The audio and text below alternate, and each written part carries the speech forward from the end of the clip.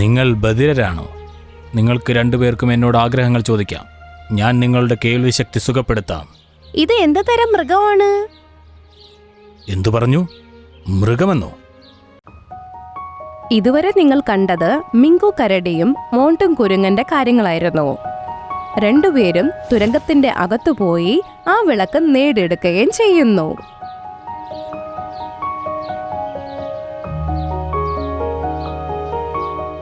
പക്ഷെ അവർ ആ വിളക്ക് ഗ്രീൻ ഡ്രാഗന് കൊടുക്കാനായിട്ട് നല്ല രീതിയിൽ വിസ്മതിക്കുന്നു. ഇത് കേട്ട് ദേഷ്യം വന്ന ഗ്രീൻ ഡ്രാഗൻ അവർ രണ്ടുപേരെയും ആ തുരങ്കത്തിന്റെ അകത്ത് തന്നെ വിട്ടിട്ട് അങ്ങ് പോകുന്നു. അവരാ വിളക്ക് തടവി ഇരുന്നപ്പോൾ മിങ്കു കരടിയുടെയും മോണ്ടു കുരങ്ങന്റെ മുമ്പിൽ ഒരു ജിന്ന് പ്രത്യക്ഷപ്പെടുകയും ചെയ്തിരുന്നു. ഇനി മുൻപോട്ട്. ഞാൻ ചോദിക്കുന്നു, എന്താണ് എന്റെ യജമാനന്റെ ഉത്തരവ്? മോങ്കു കുരങ്ങനും മിങ്കു കരടിയും അത്ഭുതത്തോടെ അതിനെ നോക്കിക്കൊണ്ടിരുന്നു. നിങ്ങൾ ബധിരരാണോ? നിങ്ങൾക്ക് രണ്ടുപേർക്കും എന്നോട് ആഗ്രഹങ്ങൾ ചോദിക്കാം. ഞാൻ നിങ്ങളുടെ കേൾവി ശക്തി സുഖപ്പെടുത്താം. ഇത് എന്ത് തരം മൃഗമാണ്? എന്തു പറഞ്ഞു? മൃഗമെന്നോ? ഇവന്മാർക്ക് ഞാൻ ആരാണെന്ന് മനസ്സിലായിട്ടില്ലെന്ന് തോന്നുന്നു. ഞാൻ നിങ്ങളോടെല്ലാം ശരിയായി വിശദീകരിക്കാം. ഞാൻ ഒരു ജിന്നാണ്. ഞാൻ ഈ വിളക്കിനുള്ളിലാണ് താമസിക്കുന്നത്. ആരാണോ എന്നെ വിളക്കിനുള്ളിൽ നിന്നും വിളക്കുരസി പുറത്തെത്തിക്കുന്നത് അവർക്ക് ഞാൻ എൻ്റെ മന്ത്രശക്തി കൊണ്ട് ആഗ്രഹങ്ങൾ സബലീകരിച്ചു കൊടുക്കും. ഓ, അതുകൊണ്ടാണല്ലേ ആ ഗ്രീൻ ഡ്രാഗൺ ഇത് കിട്ടണം എന്ന് വന്ന് വാശി പിടിച്ചത്. നിനക്ക് ഞങ്ങളെ ഈ ഗുഹയിൽ നിന്നൊന്ന് പുറത്തോട്ട് കൊണ്ടുപോകാൻ പറ്റുമോ? ഇത്ര ചെറിയൊരു ആഗ്രഹം ചോദിച്ചുകൊണ്ട് നിങ്ങളൊരു ജിന്നിനെ അപമാനിക്കുകയാണ്. ഇത് പറഞ്ഞതുകൊണ്ട് ജിന്ന് കാറ്റത്ത് കൈ ഇങ്ങനെ കറക്കിക്കൊണ്ടിരുന്നു. അപ്പോഴേക്കും തറയിൽ നിന്ന് നല്ല പടികൾ മേളിലോട്ട് ഇങ്ങനെ വന്നുകൊണ്ടിരുന്നു. രണ്ടുപേർക്കും ഇത് കണ്ടപ്പോൾ വളരെ സന്തോഷമായി. അങ്ങനെ ഈ തുരങ്കത്തിൽ നിന്ന് 3 പേരും പുറത്തോട്ട് വന്നു. അവര് പുറത്തിറങ്ങി വന്നപ്പോൾ തന്നെ ഭൂമി ഒരുമിക്കുകയും ചെയ്തു. അങ്ങനെ ആ തുരങ്കത്തിന്റെ വാതിൽ അടഞ്ഞുപോയി. യജമാനൻ, നിങ്ങളുടെ ആഗ്രഹങ്ങളെല്ലാം ഞാൻ സഫലീകരിച്ചിരിക്കുന്നു. ഇനി ഞാൻ പോകുകയാണ്. ഇങ്ങനെ പറഞ്ഞുകൊണ്ട് ആ ജിന്ന് നേരെ വിളക്കിന്റെ അകത്തോട്ട് പോയി. ഇതിന്റെ അർത്ഥം എന്താണെന്നറിയാമോ? ജിന്ന് ഒരു പ്രാവശ്യം ഒരു ആഗ്രഹമേ സാധിച്ചു തരുള്ളൂ. അതെ, ഇനി എനിക്ക് തായത്. ഇങ്ങനെ പറഞ്ഞുകൊണ്ട് മോണ്ടു കുരങ്ങൻ മിങ്കു കരടിയിൽ നിന്നും ആ വിളക്ക് കയ്യിലെടുത്തു. എന്നിട്ട് അവൻ തടവിക്കൊണ്ടേയിരുന്നു. ആ വിളക്കിൽ നിന്നും ജിൻ പുറത്തോട്ട് വന്നു. എന്താഗ്രഹമാണ് സാധിച്ചു തരേണ്ടത് യജമാനൻ? ജിൻ, എന്റെ ശരീരത്തെ ഒരു മാന്ത്രികം ചെയ്യണം. എനിക്ക് ഒരു രീതിയിലും തീ കൊള്ളാൻ പാടില്ലാത്ത മാന്ത്രികം. ജിൻ അങ്ങനെ മോണ്ടു കുരങ്ങന്റെ തലയിൽ കൈ ഇങ്ങനെ കറക്കിക്കൊണ്ടിരുന്നു. എന്നിട്ട് വീണ്ടും ആ വിളക്കിന്റെ അകത്തോട്ട് പോയി. എനിക്കിപ്പോ നല്ല ശക്തി ഉണ്ടെന്നാണ് തോന്നുന്നത്. യെസ്! മോണ്ടു കുരങ്ങൻ സന്തോഷം കൊണ്ട് ഇങ്ങനെ ചാടിക്കൊണ്ടിരുന്നു. അവന്റെ കൈ കൊണ്ട് ആ വിളക്ക് നേരെ വെള്ളത്തിന്റെ അകത്തോട്ട് പോയി.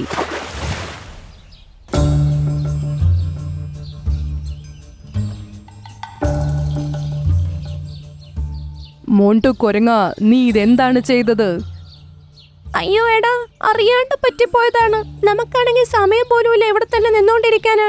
നീ ഇത് വെള്ളത്തിൽ നിന്നും എടുക്കാനുള്ള പണി നോക്കാം. ഞാൻ ആ സമയം കൊണ്ട് ആ 3 ഡ്രാഗൺസിന് ഒരു പണി കൊടുക്കണ വല്ല കാര്യം നോക്കട്ടെ. മോണ്ടു കുരങ്ങൻ അവിടെ നിന്ന് പോയി. മിങ്കു കരടി ആ വെള്ളത്തിൽ നിന്നും ഇതെടുക്കാനുള്ള വഴി ആലോചിച്ചുകൊണ്ടിരുന്നു.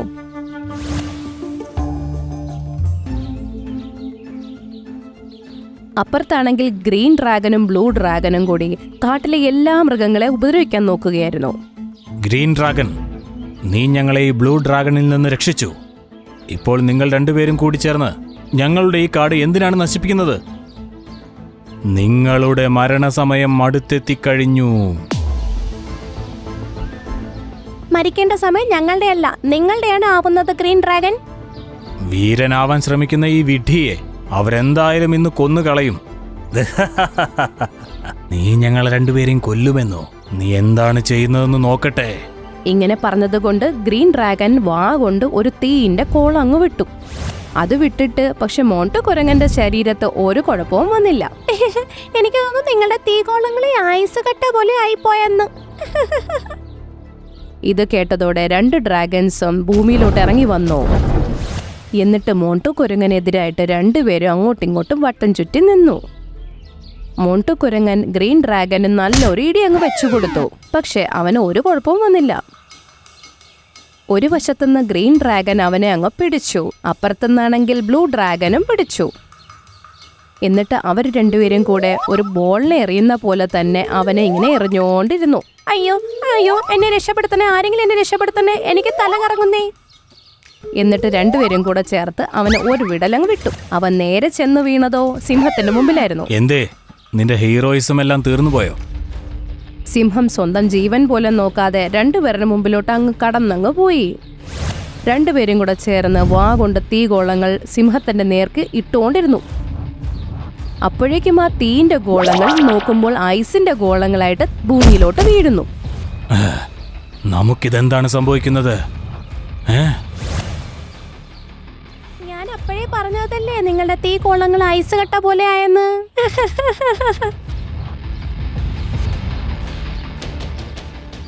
നിന്റെ കളികളൊക്കെ അവസാനിച്ചിരിക്കുന്നു ഗ്രീൻ ഡ്രാഗൺ. എല്ലാരും നോക്കുമ്പോ മിങ്കു കരടി ആ ജിന്നിനെയും കൊണ്ട് എല്ലാവരുടെ മുമ്പിൽ എത്തി. അതുപോലെ അവന്റെ കയ്യിൽ മാന്ത്രിക വിളക്കും ഉണ്ടായിരുന്നു.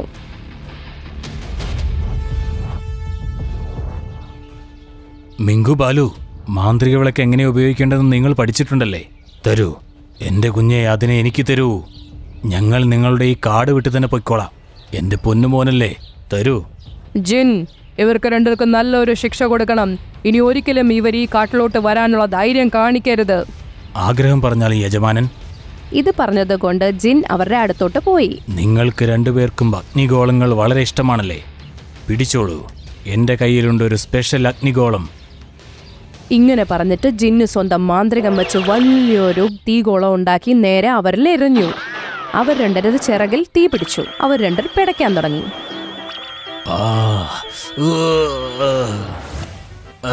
അയ്യോ, എനിക്ക് വേദനിക്കുന്നേ, എനിക്ക് വല്ലാതെ വേദനിക്കുന്നേ. എന്റെ ഇപ്പൊ മനസ്സിലായോ തീന്റെ ബുദ്ധിമുട്ട് എന്താണെന്ന്? രണ്ടുപേരുടെ ചിറക് കത്തിക്കരിഞ്ഞു പോയി. അവർ രണ്ടുപേർക്ക് ഇനി പറക്കാൻ പോലും പറ്റാത്ത അവസ്ഥയായിപ്പോയി. ജിന്നാണെങ്കിൽ സ്വന്തം മാന്ത്രികം ഉപയോഗിച്ച് ഒരു കയറ് വെച്ച് അവർ രണ്ടുപേരെ കൈ അങ്ങ് കെട്ടിയിട്ടു. പ്രിയപ്പെട്ട മൃഗങ്ങളെ, ഇനി നിങ്ങളെല്ലാവരും ഇവരോടുള്ള ദേഷ്യം തീർത്തോളൂ. ഇത് കേട്ടതോടെ എല്ലാ മൃഗങ്ങളും സന്തോഷത്തോടെ ഇവരെല്ലാം അങ്ങ് ആക്രമിക്കാൻ തുടങ്ങി.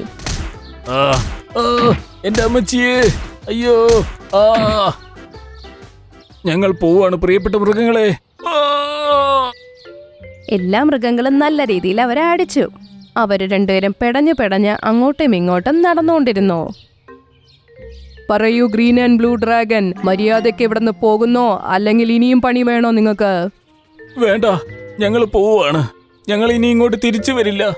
ഇങ്ങനെ പറഞ്ഞ് അവർ രണ്ടുപേരും അവിടെ നിന്ന് ഓടിപ്പോയി. അവരിങ്ങനെയല്ല പോവേണ്ടിയിരുന്നത്. അവർ തീ കൊണ്ടുള്ള ഗോളങ്ങളല്ലേ ആഗ്രഹിച്ചത്. നിങ്ങൾ മഞ്ഞുകൊണ്ടുള്ള ഗോളങ്ങൾ അവർക്ക് കൊടുക്കുക. ഇങ്ങനെ പറഞ്ഞ് നമ്മുടെ ജിന്ന് നല്ലൊരു മാന്ത്രികം ചെയ്തോടെ അപ്പോഴത്തേക്കും ഭൂമിയിൽ കുറെ ഐസിന്റെ ഗോളകൾ അവിടെ വന്നു. എല്ലാ മൃഗങ്ങളും ഓരോ ഐസിന്റെ ഗോളകൾ എടുത്ത് നേരെ അവർക്കെതിരെ എറിയാൻ തുടങ്ങി. അവരാണെങ്കിൽ ഓടിക്കൊണ്ടിരിക്കുകയായിരുന്നു. അതിന്റെ കൂടെ ഐസിന്റെ ഗോളകൾ ഇങ്ങനെ വീണുകൊണ്ടിരുന്നു. എല്ലാ മൃഗങ്ങളും ഇവരെ ഓടുന്നത് കണ്ടിട്ട് ഭയങ്കരമായിട്ട് ചിരിച്ചുകൊണ്ടിരുന്നു. മോട്ടുകുരങ്ങ, പിങ്കുക്കരടി, ഈ വിളക്കിലും ജിന്നിലും എന്ത് രഹസ്യമുള്ളത്? ഇത് കേട്ടപ്പോൾ മിങ്കു കരടി ഉണ്ടായ എല്ലാ കഥകളും എല്ലാവരോടും പറഞ്ഞു. അപ്പോൾ അവർ രണ്ടുപേരും ഈ വിളക്കിന് വേണ്ടിയാണല്ലേ നമ്മളോട് ഇത്രയും യുദ്ധം ചെയ്തത്. നീ നല്ലൊരു കാര്യമാണ് ചെയ്തത് മിങ്കുക്കരടി. അപ്പൊ ഞാനൊന്നും ചെയ്തില്ലെന്നാണോ സിംഹമേ? അതേ മോട്ടുകുരങ്ങ, നീയും നല്ലൊരു കാര്യം തന്നെയാണ് ചെയ്തത്. ഇത് കേട്ടതോടെ മോട്ടുകുരങ്ങനും ഒരുപാട് സന്തോഷായി. ഞാനിപ്പോൾ പോവുകയാണ് യജമാനനെ. അങ്ങയുടെ ആഗ്രഹം നിറവേറ്റിയില്ലേ? ആവശ്യമെങ്കിൽ എന്നെ വീണ്ടും ഓർത്താൽ മതി. ഇങ്ങനെ പറഞ്ഞുകൊണ്ട് ആ ജനമാന്ത്രിക വിളക്കിലോട്ട് തിരിച്ചുപോയി. മിങ്കു കരടിയും മോണ്ടു കുരങ്ങനും അങ്ങോട്ടിങ്ങോട്ടും സന്തോഷം കൊണ്ട് കൈയടിച്ചുകൊണ്ടിരുന്നു. ബാക്കിയുള്ള മൃഗങ്ങളെല്ലാരും സന്തോഷത്തോടെ ജീവിച്ചു. ખોટું કેમ ન માનું? બધા મને આ વાતના મેણા મારે છે કે મારો અવાજ નથી. એમાં મારો શું વાંક છે? મિંકુ મોર ઝાડની પાસે બેઠો હતો. ચુન્નુમુન્નુ ચકલીઓ તેની પાસે આવી. મિંકુ કાકા, અમને એક વાર્તા સંભળાવો ને. તમારી વાર્તાઓ અમને બહુ જ ગમે છે. સારું બાળકો, હું તમને એક એવી વાર્તા સંભળાવું છું જેનાથી તમને ખબર પડશે કે ક્યારેક ક્યારેક ડર પણ આપણા માટે સારો હોય છે. તો સાંભળો. એક પોપટ હતો જેનું નામ હતું ચિરકુટ. પણ જ્યારથી તે જન્મ્યો હતો ત્યારથી તેની એક જ મુશ્કેલી હતી. શું મુશ્કેલી હતી કાકા? અરે ધીરજ રાગ બતાવું છું. બહુ બોલે છે, વચ્ચે ટોક્યા ના કર. હા, મેં તેને કહ્યું છે જ્યારે કાકા વાર્તા કહે ત્યારે વચ્ચે નહીં બોલવાનું. હા, તો પેલા પોપટના જીવનમાં આ સમસ્યા હતી કે જ્યારથી તે જન્મ્યો હતો ત્યારથી બોલી નતો શક્યો. તેનાથી બોલાતું જ ન હતું. એક દિવસ ચિરકુટ ડાળી પર બેઠો હતો અને આજુબાજુ બેઠેલા પક્ષીઓ ફળ ખાતા હતા. આ પક્ષીઓ કેટલા સરસ સરસ ફળ ખાઈ રહ્યા છે. કદાચ મને પણ તે ખાવા માટે મળે. પક્ષીઓ ચિરકુટને જોઈને બોલે છે, અરે જુઓ જુઓ, આ ચિરકુટ પોપટને જુઓ. આ એવો પોપટ છે જે બોલી નથી શકતો. મેં તો ક્યારેય ના બોલવા વાળો પોપટ જોયો જ નથી. શું આવો પોપટ હોય છે ખરેખર? ચિરકુટ શું જોઈ રહ્યો છે? શું તારે પણ આ રસીલા ફળો ખાવા છે? સારું લે, ફળ ખા. લે લે. ચિરકુટ ફળ લેવા આગળ આવે છે ત્યારે પેલું પક્ષી પાછળ હટી જાય છે.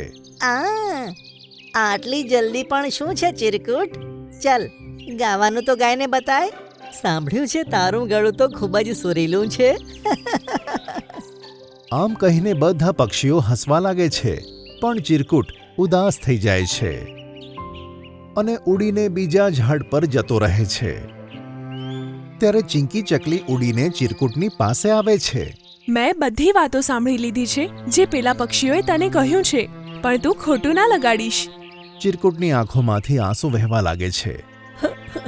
ખોટું કેમ ન માનું? બધા મને આ વાતના મેણા મારે છે કે મારો અવાજ નથી. એમાં મારો શું વાંક છે? ચિંકી કહે છે, હું તારી મદદ કરી શકું છું. હું એવા પક્ષીને જાણું છું જે તારી મદદ કરી શકે છે. એમ?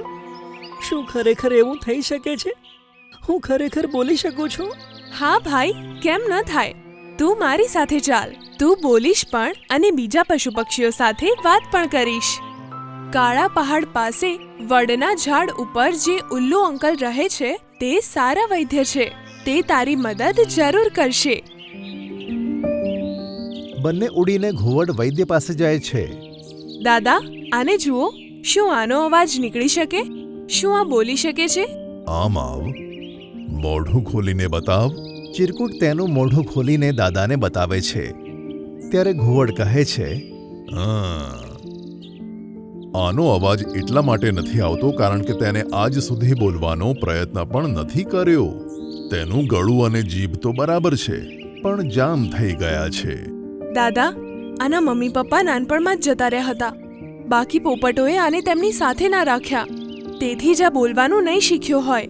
કદાચ કાકા તેથી જ આણે બોલવાનો પ્રયત્ન નહીં કર્યો હોય. નાનપણમાં કોઈએ બોલવાનું નથી શીખવાડ્યું, તેથી જ આવું છે. તેનો ઈલાજ કરવા માટે કાળા સેતુર અને કાળા જામફળની જરૂર પડશે, જે તારે લઈને આવવાનું રહેશે. હા, તમે તેની ચિંતા ના કરો, હું તેને લઈને આવીશ. ના ના, જેનો ઈલાજ કરવાનો છે તેણે જ કાળા સેતુર અને જામફળ લાવવાના રહેશે. પણ કાકા, તેનું ઝાડ જે જગ્યાએ છે ત્યાં કાગડાઓ રહે છે અને તે ખૂબ જ ક્રૂર છે. બીજા પક્ષીઓને હેરાન કરે છે. પણ તેને તો ત્યાં જ જવું પડશે, બીજો કોઈ રસ્તો નથી. ત્યારે ચિરકુટ ઉડતો ઉડતો કાળા સિતુરના ઝાડ તરફ જાય છે.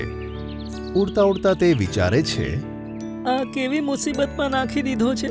મને તો કાગડાઓથી બહુ બીક લાગે છે અને હવે તેમનો જ સામનો કરવો પડશે. ઝાડ પાસે પહોંચીને, અરે, લાગે છે કે કોઈ કાગડો ત્યાં નથી. જલ્દીથી હું સેતુર તોડીને આવું. ચિરકુટ તેની ચાંચમાં 2-3 સેતુર દબાવી લે છે અને જેવો પાછળની તરફ ફરે છે તેવો તેને કાગડાઓ ઘેરી લે છે. ગૂંગા પોપટ, શું હાલ છે? શું તું ચોરી કરવાનું પણ શીખી ગયો? ચિરકુટ કશું જ કહ્યા વગર ઉડવા લાગે છે. ત્યારે કાગડાઓ તેનો પંજો પકડીને કાળી ગુફા તરફ લઈ જાય છે અને દરવાજો બંધ કરી દે છે. અંધારામાં ચિરકુટ ડરી જાય છે. પછી કાગડાઓ બહારથી કહે છે, હવે એક સાપ આવશે અને તને ખાઈ જશે. આમ કહીને એક મોટું દોરડું ચિરકુટ ઉપર ફેંકે છે. ચિરકુટને લાગ્યું કે સાપ આવી ગયો અને તે સાપના ડરથી બૂમ પાડે છે. બચાવ બચાવ બચાવ! તેના ડરથી તેનો અવાજ આવી ગયો હતો. પછી ઘુવડ કાકા આવે છે અને તેને કાળી ગુફામાંથી નીકાળી દે છે. ચિરકુટ બધી વાત દાદાને સંભળાવે છે. મને ખબર પડી ગઈ હતી કે તે ક્યારેય બોલવાનો પ્રયત્ન નથી કર્યો. તેથી મેં તને કાગડાની પાસે મોકલ્યો, કારણ કે તે બધા પક્ષીઓની સાથે આવું જ કરે છે. હું જાણતો હતો કે તારો અવાજ લાવવા માટે આ એક જ રીત છે. જેવો જ તું ડરી ગયો તો પોતાનો જીવ બચાવવા માટે બૂમ પાડી. હા કાકા, તમે સાચું કીધું. તેના લીધે જ મારો અવાજ આવી ગયો. ચિંકી બહેન, તારો ખૂબ ખૂબ ધન્યવાદ જે તું મને અહીંયા લઈ આવી. આ તો મારી ફરજ હતી અને કોઈએ સાચું જ કીધું છે. ક્યારેક ક્યારેક બીક પણ કોઈ માટે ફાયદાકારક નીવડે છે. તો ચુન્નુ મુન્નુ, તમે શું શીખ્યા? વાર્તા કેવી લાગી? વાર્તા ખૂબ જ સરસ હતી કાકા. અને અમે શીખ્યા કે ડરવું પણ જરૂરી છે. ડરથી લડવાની હિંમત મળે છે. સારું કાકા, હવે અમે જઈએ. ફરી આવીશું તમારી પાસે.